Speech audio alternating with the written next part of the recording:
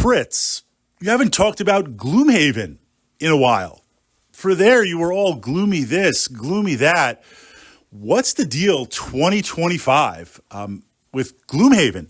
And I remember on its initial release, the anticipation of Gloomhaven, the complexity, the story elements, but what really impressed me the most, and still does, was the implementation of this legacy system.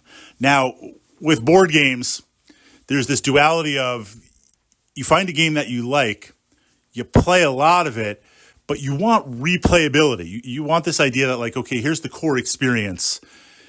Here's the campaign, here's the missions, here's the scenarios. But then if I add in some different characters, some X packs, well, that changes it. If I add in season 1, season 2, season 3, season 4, if I add in some different modules, you can kind of tweak that experience and play it on different levels. What we see with legacy games, this idea where, like, I'm going to permanently alter the game. I'm going to permanently change the game. Well, what happens if I want to replay it? Or what happens just if I make a mistake? Or then, even if I make it through a second playthrough, it's kind of permanently changed the game and cuts down on replayability. And I remember when I initially was jumping into Gloomhaven, that was a concern. Don't worry, no spoilers. But now, I don't know, what are we, 5, 6, a number of years later, 7 years later, Gloomhaven still hits the table. It's still one of those games that I play solo a lot because it just solos really, really well. You're going to have to play multiple characters. It does hit the table every now and then as kind of this tier 2 in my collection, which means we schedule to play Gloomhaven. And some of my friends have their gloomy characters. And at this point, we've kind of been playing so long that they almost feel like advanced Dungeons and Dragons characters. You've got your character, and even some of the retired characters homebrewing, bringing them back into the game to play. You're very, very attached. It's very, very interesting with that. And a couple of players, they've made up their own sets of cards to alter and do that. But what I find interesting is, and that was the framework for this vlog. It's kind of both a Gloomhaven vlog, but also a certain type of feeling. And you become attached for various reasons to the board games in your collection. And they literally pick up memories, in my opinion. You know, a great example would be Battletech, jumping over to the wargaming side for a moment. I've got some Battletech mechs. These are like fighting robots that, I'm going to be honest, stat-wise and meta-wise in the game, they're trash. They don't have good stats. They're a liability. If you get it, you're like, look, sell this thing because I need the C-bills to buy a really potent mech. But I'll regularly play these mechs because some of those miniatures I've had for so long, and they've been attached to so many great battles, and they've fought both against and with so many amazing tabletop friends. The feeling when I pull that out, there's some pretty powerful nostalgia there. Another example was I jumped into board gaming because I was doing this wargaming thing. I was doing this D&D thing. And I had this kind of like perfect storm of work and school colliding. And I was working very hard at work. I was finishing up my education academically, and it's full steam ahead. Don't stop now, push through to the end. So that meant for about a year, I was kind of MIA. I mean, I was still playing war games, and I was still kind of coming to the club when I could, but sometimes it would be late. I couldn't do as much as I wanted to.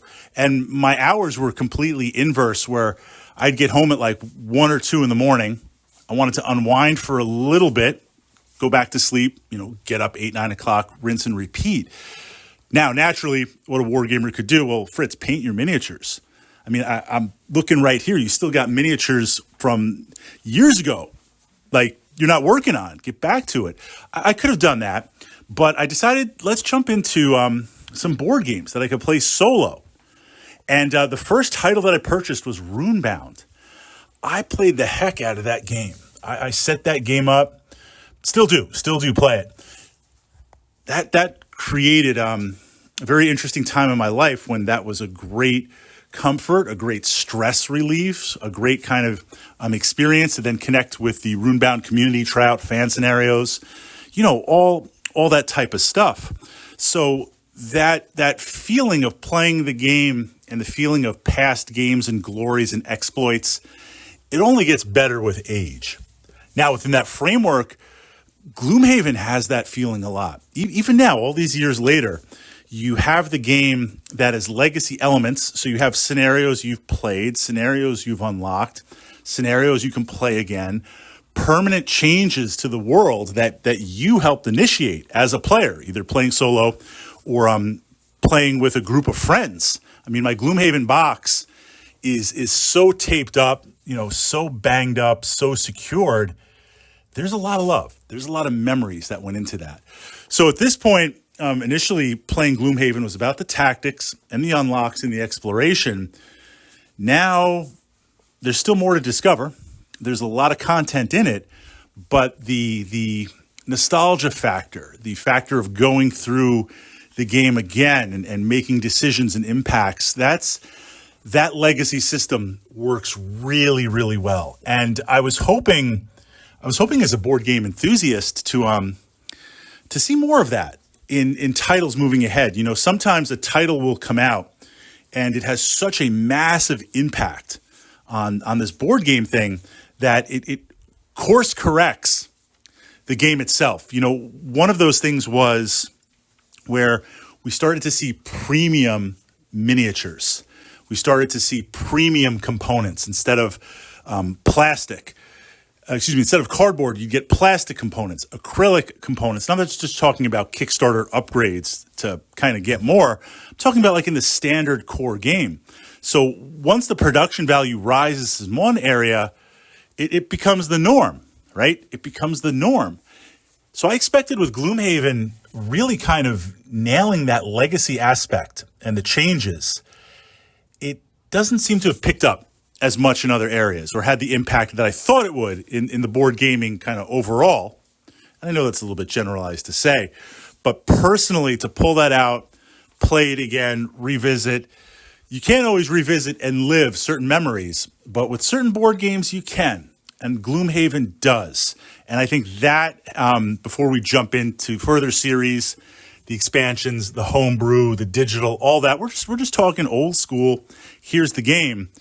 That, I think, is the power and endurance of this game.